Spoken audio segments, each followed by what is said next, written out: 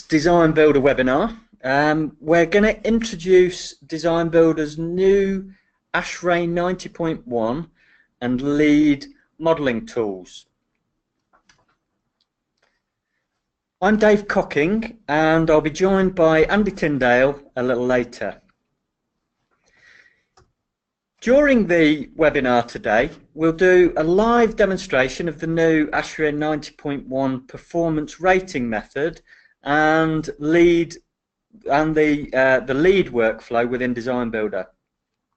We'll also illustrate other capabilities such as the outputs that you can use to gain LEED fee4 credits using the new daylighting and lifecycle analysis tools. I'll be using the latest version of DesignBuilder, which is in beta currently, but it should be ready for full release in October. Those of you based in the US and those attending the ASHRAE Building Performance Analysis Conference next month, you might be interested to know that we'll be running more in-depth workshops on the new ASHRAE 90.1 and LEED tools in New York and Atlanta in September.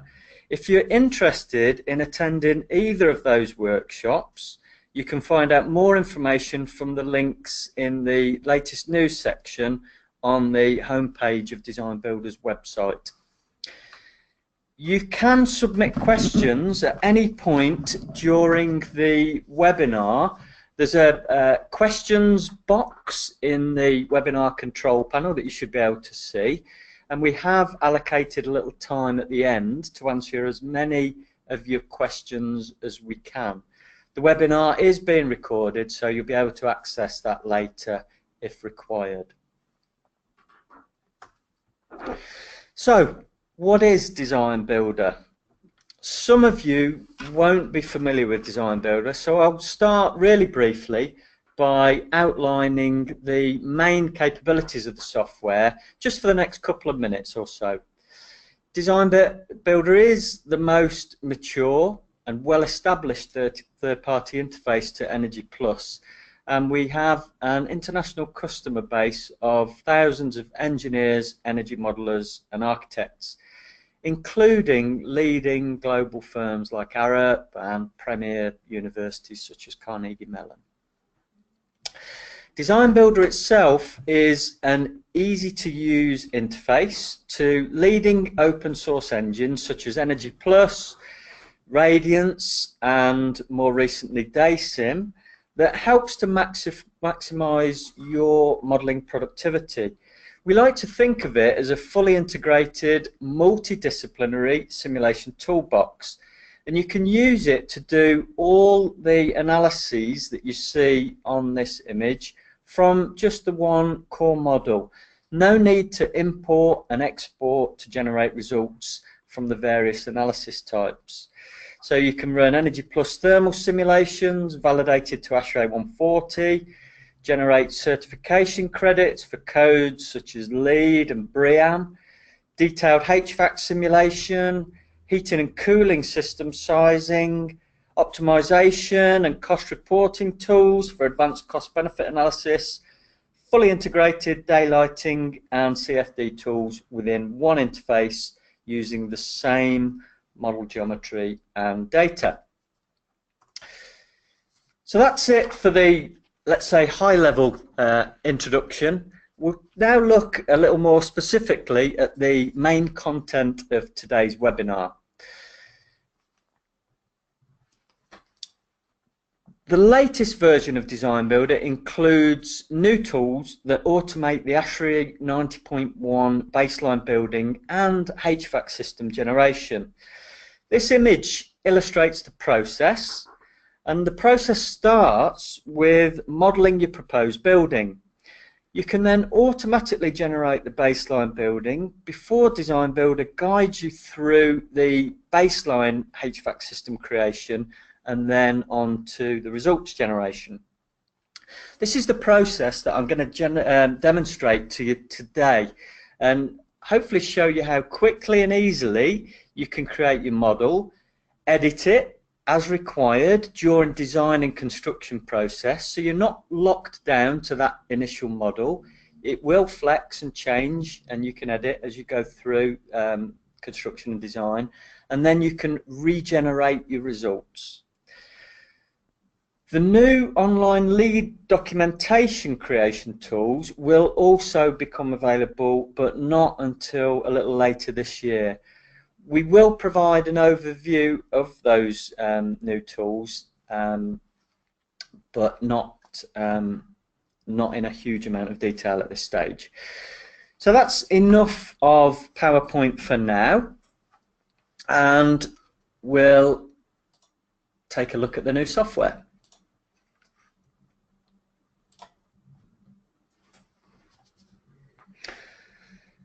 Okay, to speed things up a touch, I've already created a new ASHRAE 90.1 2010 file. I'll leave these initial dialog inputs at default to create a new non-residential proposed building.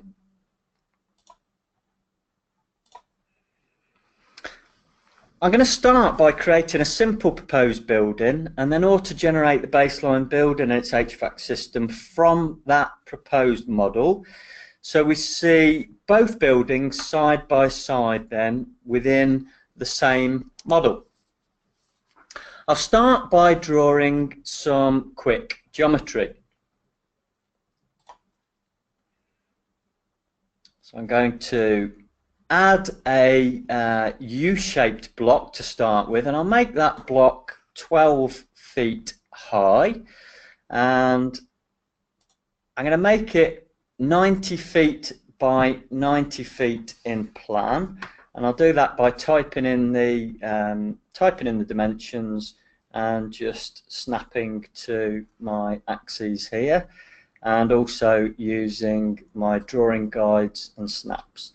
And I'll make the width of each section of that plan 30 feet deep, and I'll create an external courtyard that's also 30 feet deep, just by typing in the dimensions here. And again, I'll finish the perimeter using the drawing guides and my snap here. So that will auto extrude my base block, which is 12 feet high.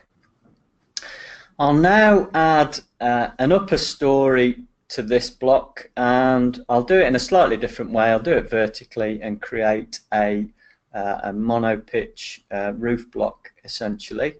So I'm just going to move on to that vertical face there, and I'll create the apex of that that upper story at 16 feet, and I'll make the west facade there, half of that 8 feet high, and back up to my start point, extrude that block horizontally, and then use a snap point here on the end facade to finish and line the upper and lower stories together. So once I've created that monopitch, I'm just going to use the mirror tool here to replicate and reflect that block and copy it to the other side of my ground floor block, like so. Okay, so we could assume that we're at the early stage of the modelling process, and that the client and architect are still in discussions, so the geometry is still evolving at this stage. So we'll just use a couple of the simple geometry tools to show you the process of modifying very simply some of the geometry as the design evolves. So I'm going to use the Add Surface tool here, and I'm just going to basically take a chunk out of my U-shape block here and turn that into a H-shape ground floor, and I'll inset that by 30 feet to create a symmetrical H. So that's modified it in plan view. I can also do the same in the vertical orientation. So I'm going to select this effectively flat roof section here, or the ceiling of the core part of my zone there, and select that surface, and I'm just going to drag that up, let's say 5 feet, and that will essentially give me a core section of ground floor that's with a 5 foot higher ceiling than the rest of that ground floor block. I'll explain why the glazing appearance changes as it did a little later in the modelling process. Okay, so let's assume we've done now the external geometry. So the next obvious stage is to subdivide our building into thermal zones.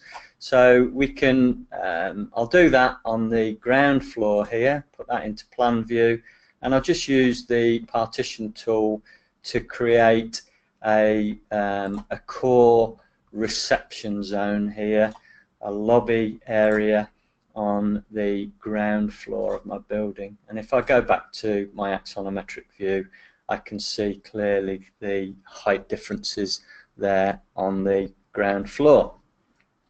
So having created that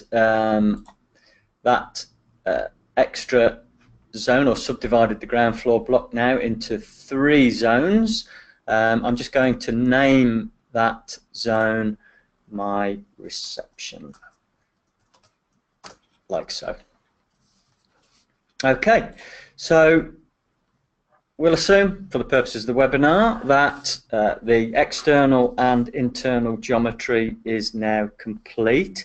So we can start to think about inputting the model data. And I'll use a nice, simple data entry workflow, and we'll just look at a few of the key points that are pertinent to our new ASHRAE 90.1 tools.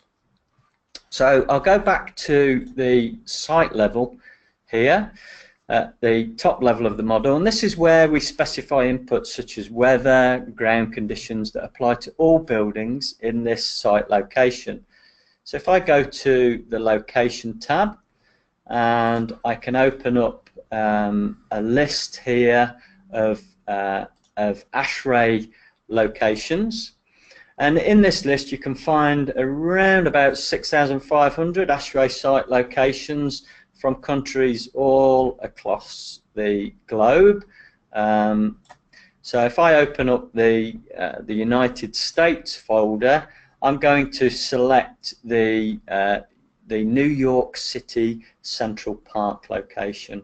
So I'm going to scroll down that list to the state of New York, and back up a little bit, and here we go, New York City Central Park. So I'm going to click on that and load that as the location for my model today. And having loaded that template, that will then set all of the data inputs in the headers below. So if I take a look at the site location, I can see that the climate zone has been set to 4A, for example, and that will be used to set the relevant inputs for the baseline building later. And also, if I go to the simulation weather data header here, I can see that that has automatically loaded the New York Central weather, hourly weather file. So DesignBuilder will automatically load any one of the 3,000 free Energy Plus hourly weather files automatically based on the template that you set here. So that's our site level data. Obviously there's a lot more site level data, but I've just looked at a small selection of it. I'll go back to building level, And what we'll start to do now is just quickly work from left to right, nice simple workflow, and talk about each of our data input tabs in turn. So I'll start with the Activity tab, and this is where we specify internal gains due to occupancy, office equipment, etc. All of the relevant ASHRAE schedules, such as the occupancy schedule here, the heating and cooling set points, etc., is all loaded by default for an ASHRAE 90.1 model, as we've specified that as our criteria today. Also note that when we select the ASHRAE 90.1 option, we have this specific 90.1 settings header, and this enables you to change just some of the primary data associated with ASHRAE 90.1 assessment. For those of you that have used the previous 90.1 versions of DesignBuilder, you'll notice this new input here for floor story definition, and this basically enables, when we generate the baseline HVAC system, that enables the air handling unit, if that particular building system has an AHU, it will automatically be assigned to the correct floor. Before I look at any of the detailed information further, I just want to mention a quite an important concept in DesignBuilder, is that of data inheritance. So we input the most common data at the top level here in the building. So if I use this activity data as an example, let's assume this is a 100 zone building. It is an office, so we might reasonably expect 90 of those zones to be offices. So in this building, we've basically already just set 90 out of our 100 zones of data by loading one template here. We only then need to go to the other 10 zones in the building which are not offices, such as restrooms or our reception, and we can load a different template in those zones to reflect the different internal conditions. So if I go to my reception zone, for example, I can click on the template header here, and I can either select the reception from my list here, or if I open up this browse dialog, here are all of the various ASHRAE activities that you'd need for a 90.1 assessment in this folder, and I can simply select the reception area and click OK, and that will load that template into this specific zone in the model, and with it comes all of the relevant model data below. So it might change the lighting category to lobby, or the heating and cooling set points, etc. So handling data in this way means that it vastly reduces the amount of data that we need to input, which saves us time, but it also reduces the risk of model data input errors because there's less data to input. Okay, so I've now set my reception zone, and all the other zones are offices. So I'm done with my activities, and I can move on to my construction data. So this tab is where we define the opaque building fabric properties. And again, we can use a template to very quickly load bulk data for our walls, roofs, floors, etc. And these templates you can either select from the DesignBuilder library, or you can create your own templates and load them in the various projects. I'm going to quickly today create a relatively high-performing early stage model using default templates, DesignBuilder templates for constructions and glazing, etc. I'm going to set the model up in a way that I can hopefully show you very clearly the differences between the proposed building that I create and then the baseline building that DesignBuilder will generate automatically from this. So if I go to the template library, and again I'll open up the browse dialog here, we've got our ASHRAE 90.1 folder. So these are the climate zone specific templates that will be loaded when we run the when we generate the baseline building. We also have other folders, so here's an early design folder, for example, and from that folder I'm going to select the best practice medium weight building template and click OK to set that at the building level here. So you can see straight away that that's changed all of the constructions data below for our walls, floors, roof, etc. Really, just reinforcing the point that you can very quickly set up a model for early stage analysis using these templates, and then you can quickly refine that data and use your own, add your own data as the project matures. So that's the constructions data. I'm going to go next to our openings tab, and this is where we define the glazing properties. So again, if I open up the templates browse option here, we can see that we've got all of the ASHRAE 90.1 2010 Climate Zone 4 glazing systems there, and we also have a number of other folders. And I'm going to go back to this early design folder, and I'm just going to load the best practice template there, and that will set all of the glazing properties to best practice in my building. Just because I've used a template doesn't mean to say that I can't then edit any of the data that it's set. I can.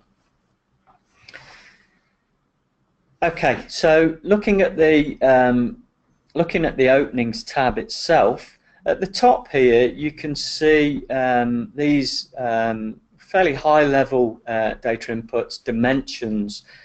We like to think of these as facades options, and we can use these to make bulk changes at early design stages, or perhaps where the actual building does contain a common window-to-wall ratio.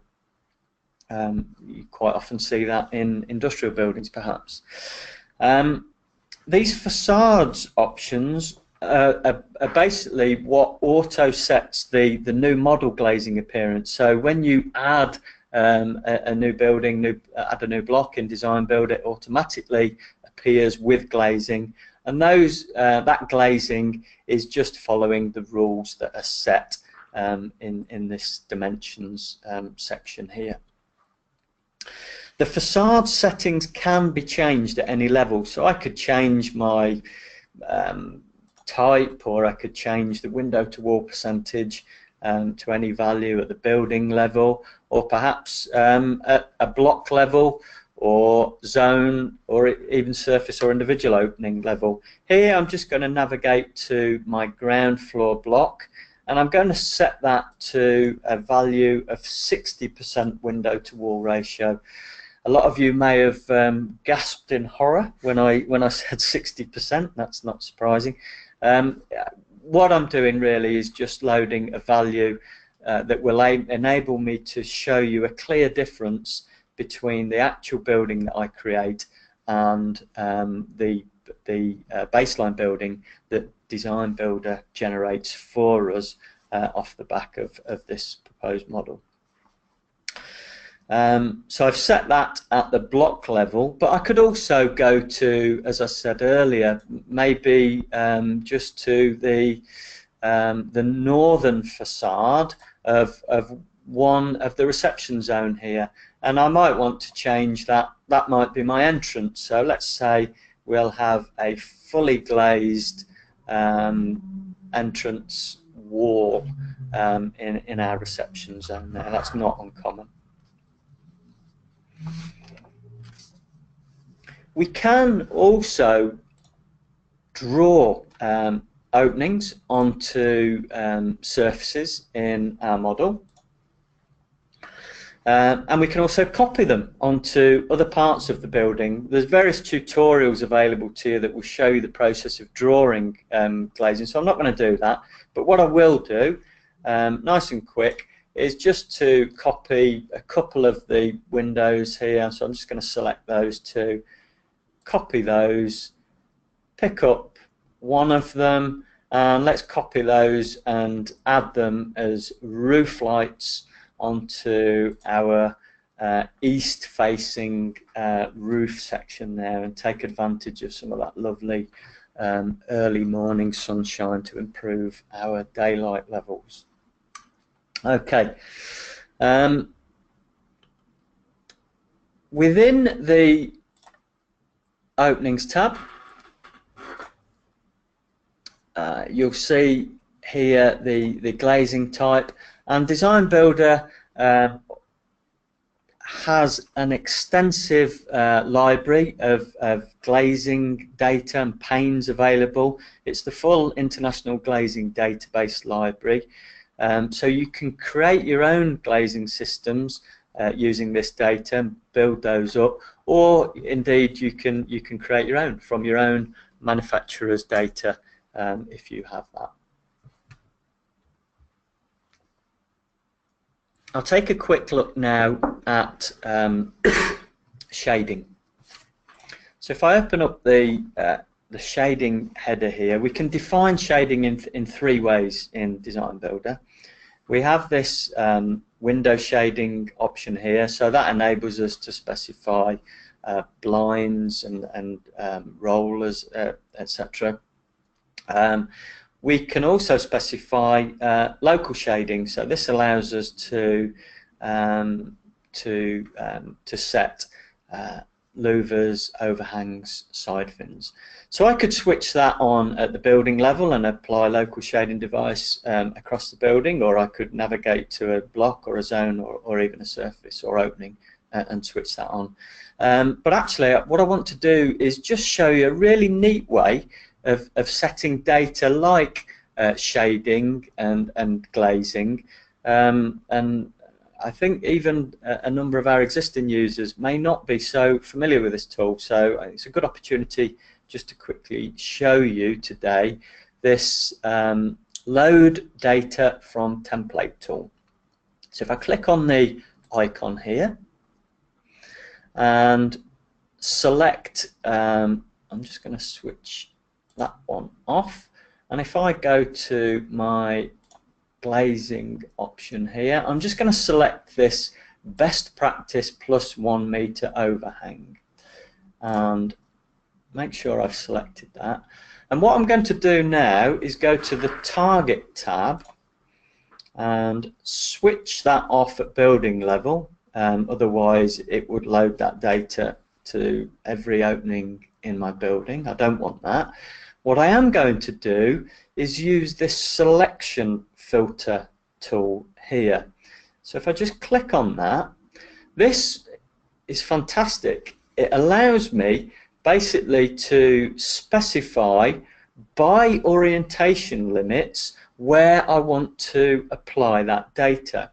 So let's say I want, in this case, to apply my 1 meter overhang shading devices to the south facades of my building. That's nice and simple in this case because our building faces north, east, south, west.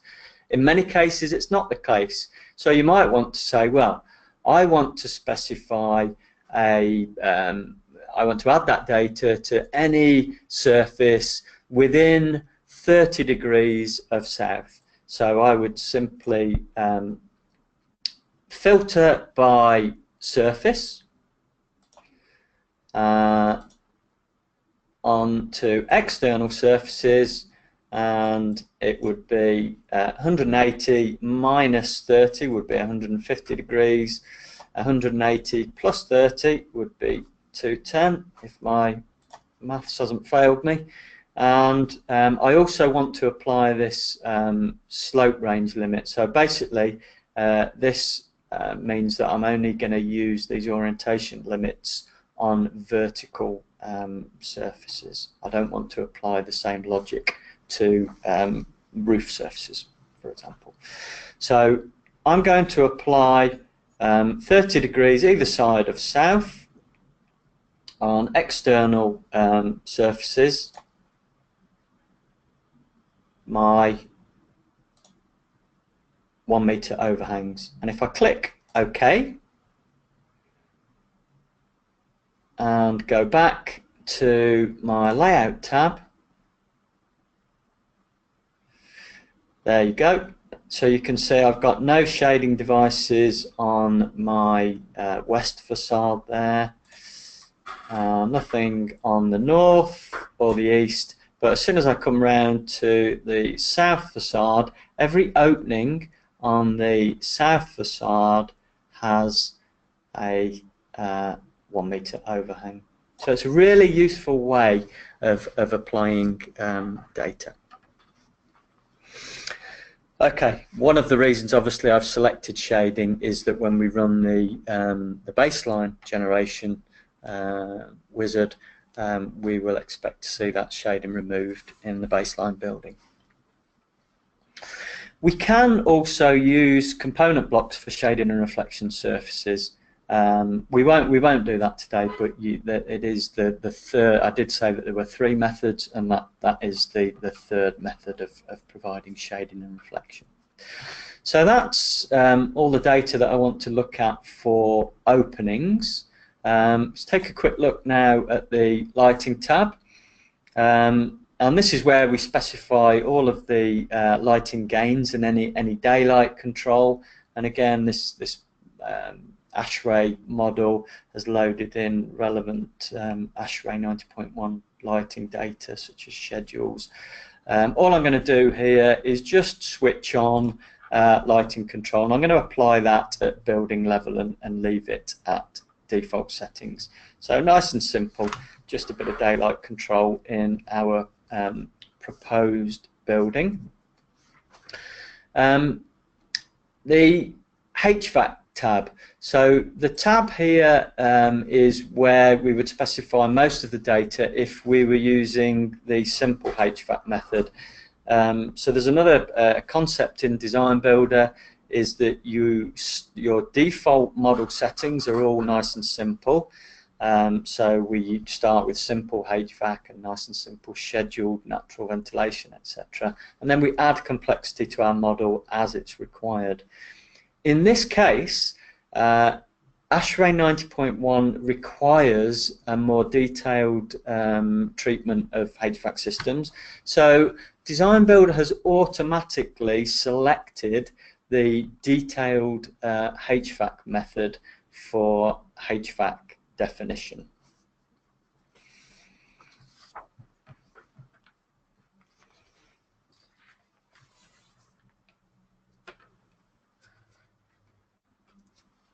Okay, so I'm going to go to my HVAC system here, and I'm just going to set up a nice, quick and simple HVAC system for my proposed building. So initially, you'll see DesignBuilder will load the probably the last system that you specified or loaded. So I can choose from a range of existing templates, or indeed I can just cancel this and I can add my own components from our libraries and then connect those together to create bespoke HVAC systems. I'm going to keep it nice, quick and simple for webinar purposes today and just load an existing template. So if I open up the browse dialog here, you can see that we have our baseline system. So this is, we'll be using this a little later when we generate the baseline HVAC system. I'm going to open up the heating and cooling systems folder, and here we can see a list, pretty extensive list, of all of the common HVAC system types: air source heat pumps, air to water, constant volume systems, convectors, cool beams, district heating, DOAS, fan coils, ground source heat pumps, PTACs, various flavours of VAV system. At the bottom of the list here, we've got variable refrigerant flow VRF with heat recovery and DOAS, and that's a pretty realistic system, I think, for this relatively small building. So I'm going to select that, and I'm going to use that as my primary HVAC system, and I'm going to apply that system to all of the zones in my building here. And then click Finish. And even though I've loaded this now from a template, it is still fully configurable. So I can delete components, delete coils, edit things, do what I need to do to change things up within the rules of an Energy Plus component, I should add.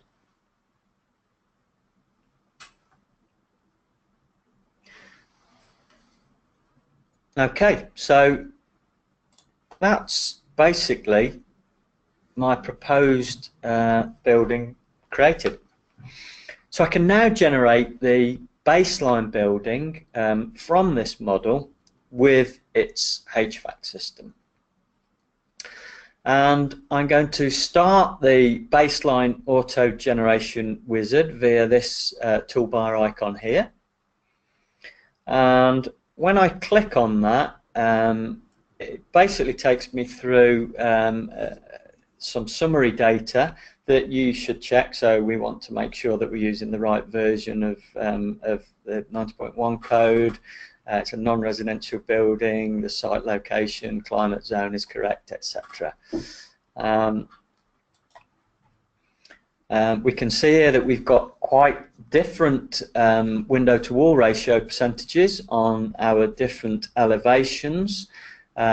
So we should then naturally expect that when we run the simulation, the baseline building simulation, at the end of this process, DesignBuilder will automatically run the 4 orientations and aggregate those results. The baseline building will have a 40% window to wall ratio. So click on Next and Finish, and DesignBuilder is now taking all of the data from our proposed building and automatically generating that that baseline building for us, which you should see there side by side in the model. And it's gone straight to the HVAC system now. And so it's the same process. We're getting asked just to check. It is a non-residential building. It's got 2 floors. Conditioned floor area is correct. Fossil fuel, yeah, that's correct. Click on Next.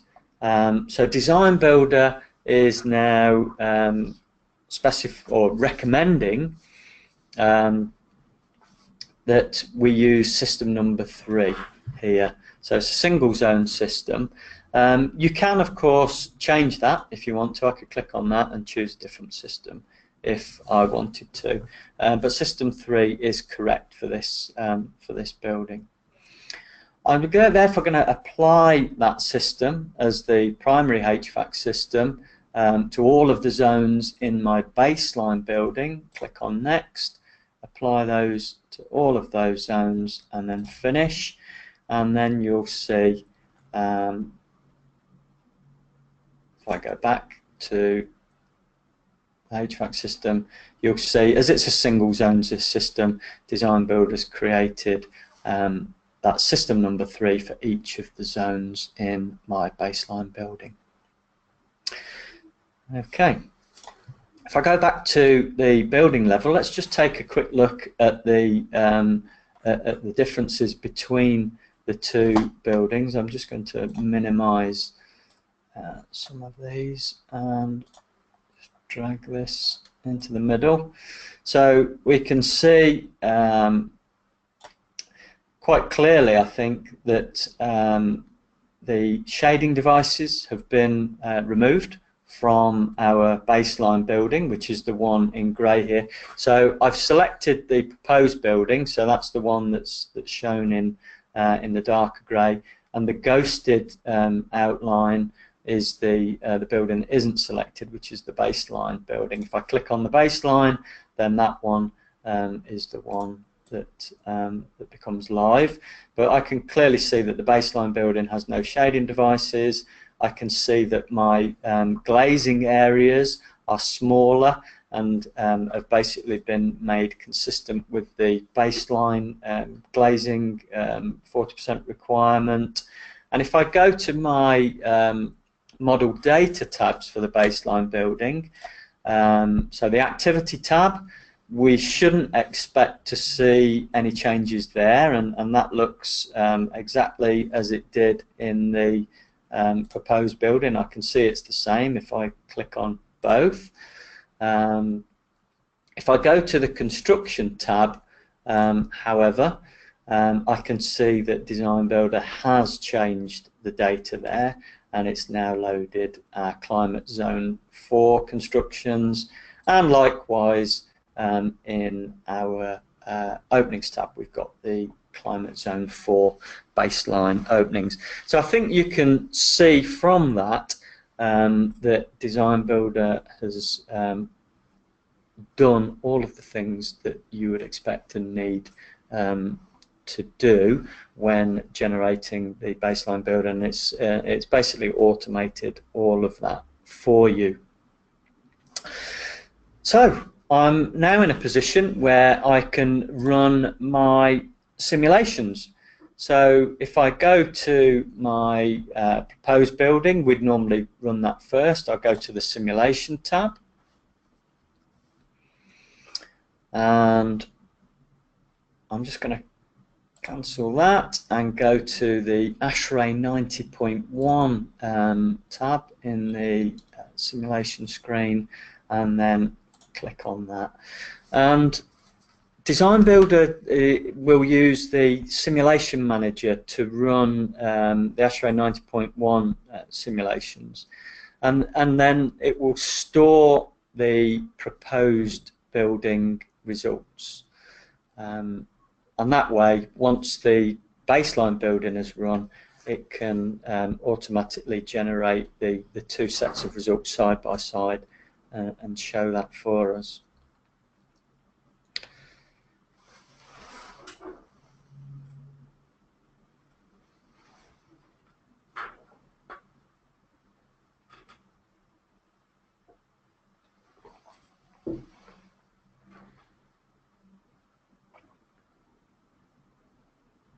Okay, so we can see our proposed building results. I'll take a look at the results in more detail once we've got the baseline results displayed as well.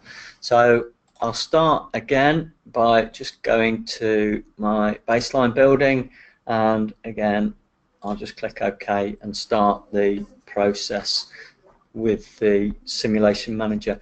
And in this case you can see that the baseline building is being simulated in all of its different rotations. So for 0, 90, 180 and 270 degrees. So the simulation manager is running all of those simulations in parallel. Once it's got the results, it will aggregate them and then display one consolidated set of results for the baseline and for direct comparison with the proposed building results that you saw a minute ago.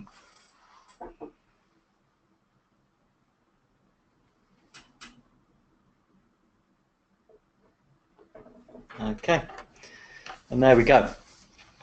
So we've got the baseline results here on the left-hand side, and you can see the relative scales there in terms of annual energy consumption in kilobtu's. On the proposed building to the right, you can see that we've got a saving of around 57% on the number of kBTUs there for our proposed building, and you can also see the colour coding here for the relevant components of our energy consumption, the breakdown, and you can see that numerically listed at the bottom. So straight away, looking at these results, you can see that we've got a much higher heating demand in our baseline building, but a smaller cooling demand, although the difference is not nearly so great. But overall, we've got a significant saving in our proposed building, which is not altogether surprising, given we've used best practice templates, we've used an efficient VRF with DOAS HVAC system. So all in all, we've specified a fairly high-performing proposed building. Okay. So I think that that's the main workflow within DesignBuilder itself. We're now going to switch over from those kind of basic processes and setting up the ASHRAE 90.1 model and generating the results in DesignBuilder, and we're going to start to look at some of the other tools that we're going to talk about today. Okay.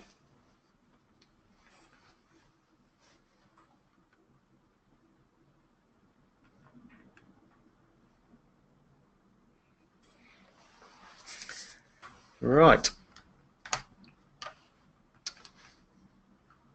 So the next thing we'd like to show you is the LEED Energy Performance online reporting tool. This is still under development, but we can basically provide you with a sneak preview today to show you what's coming later this year.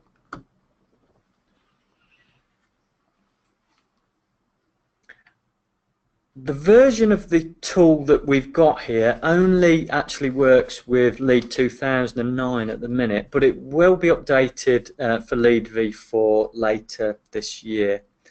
So I'll start by clicking on the LEED 2009 icon there, and then I'm going to load an existing project. So this isn't the same model that we created earlier. It's just a test project that we've been using during development. So straight away you can see here the summary submission details, and then at the bottom of the summary, if I click on next, that takes me to the main reporting menu. So we'll now take a look at the various reports within that menu. The Energy Star report, that compares the energy use intensity, or the EUI, for the design project and the target based on our simulation results. The EA Credit 1 report, that provides all of the information required for submission.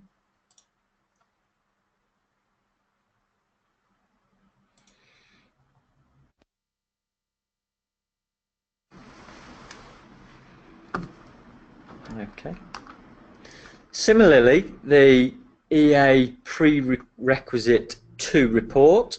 That provides the detailed information required for LEED submission.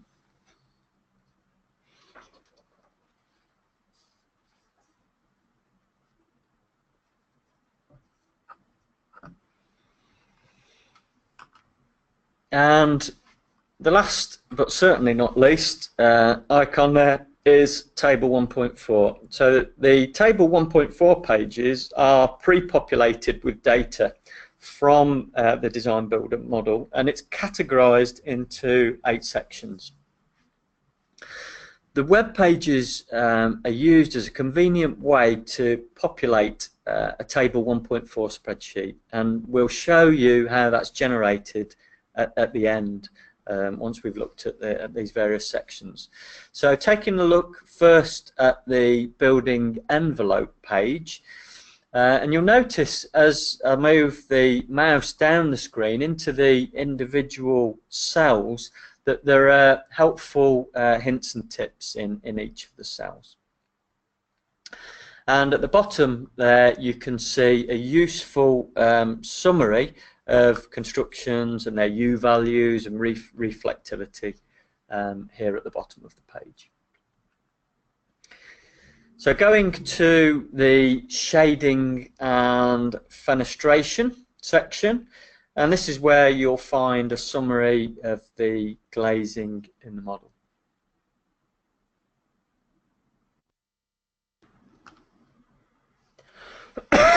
And next, on to service water heating, and this summarises the domestic hot water systems in the proposed and baseline cases.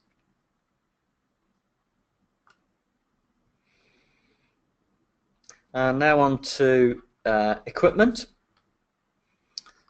This gives us a summary of the equipment power density for each space type.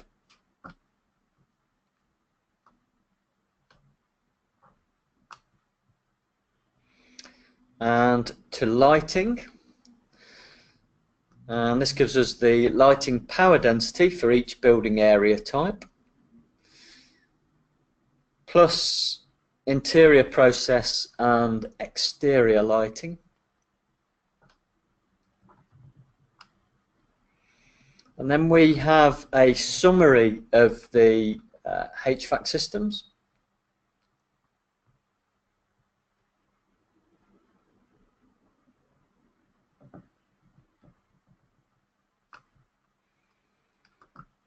And we have an airside HVAC system summary for the baseline and proposed buildings.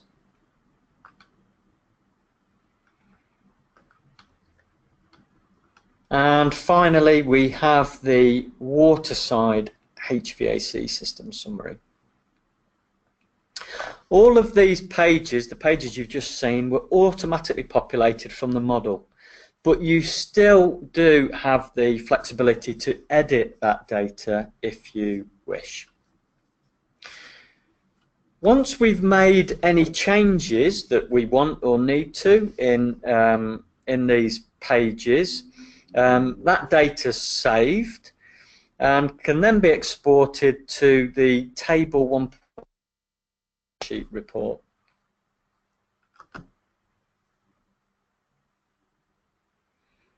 Which, as if by magic, you can see here.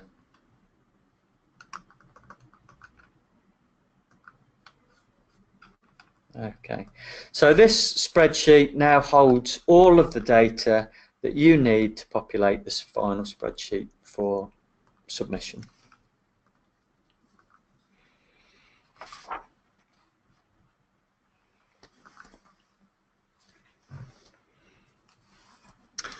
So that was the new LEED online reporting tool, which, as I said, that'll be available a little later this year. We'll now go back to DesignBuilder and we'll take a look at the new DaySim climate-based daylighting tool that enables you to generate outputs for LEED V4 daylighting credits, obviously amongst other things. DaySim can be used for climate-based daylighting for a number of different reasons. So DesignBuilder can now calculate the LEED 4 daylighting credits via both the option 1 and the option 2 method. So LEED V4 daylighting option 1, that assesses that daylight autonomy and annual sunlight exposure requirements are met, and option 2 uses a simpler illuminance-based calculation similar to that in LEED V3. Clearly, running annual climate-based daylight calculations takes a lot longer than the few minutes we've got available in the webinar today. We've therefore generated a set of results here using a similar to the model, a similar model to the one that we created a little earlier today. So here you can see the LEED V4 daylighting BD&C credit report, showing that the building does meet the requirements for SDA, but is a good way away from meeting the requirements for ASC. So this design clearly risks exposing occupants to visual discomfort, glare. You can drill down into more results by selecting the SDA and the ASC results, and there you can see the distribution of the daylight performance metrics for the two main working plane heights.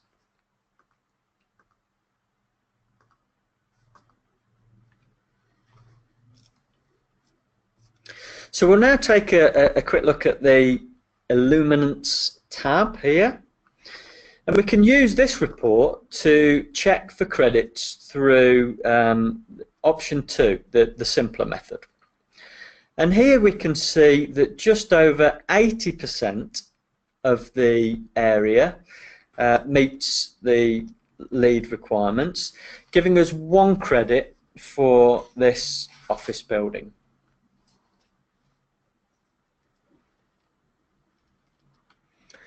So that was a fairly quick overview, just to show you the new outputs that you can generate from the climate-based daylight modelling tools. So I'm now going to take a look at what we think is a really exciting new integration that's been developed in collaboration with One CLick LCA. And this gives you the power to assess life cycle performance of your building with one click direct from your DesignBuilder model. So if I go to the proposed building and then click on this new One CLick LCA icon in the toolbar, the model is then automatically transmitted to the One CLick LCA website for detailed life cycle analysis. On this opening screen, we can select the calculation method depending on the certification scheme of interest, and here I've chosen the LCA for LEED International scheme. So we continue to the next stage. So One CLick LCA is basically now processing the model data that was contained within DesignBuilder, and then it will automatically generate that whole building life cycle assessment report relevant to the scheme that we specified. And here you can see the front page of that. So at the top right, we have a nice pie chart summary breakdown of the various impact categories. So we can change those categories to see the various different impacts, which is quite neat.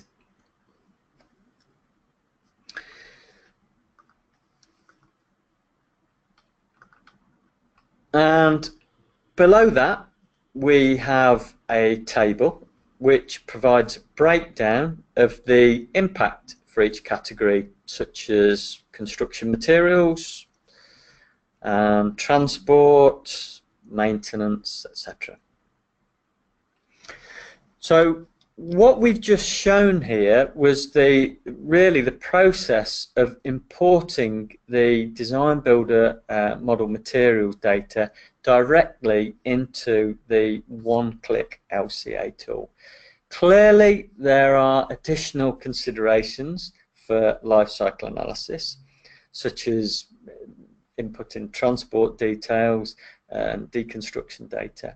And you can find out more about that and about obtaining a license from the OneClick LCA website. We are planning to do more detailed webinars on the individual aspects of the DesignBuilder LEED capabilities that you've seen today a little later in the year. And as mentioned at the start today, we have been using a beta version of DesignBuilder. If you would like to enroll on our beta test program and gain access to this new version, please contact the support desk to initiate that process. And just a quick reminder, we are also running these workshops in New York City and Atlanta in about 3 weeks' time, and the second day of that we'll be going into much more detail with the new LEED tools. So thank you very much for listening today. That's the end of our formal presentation, but we're going to stay live for another 15 minutes or so, and we'd be happy to take any questions that you have. Please give us a minute or so just to quickly review any questions that have been submitted whilst we've been presenting so far, and then we'll start answering them shortly.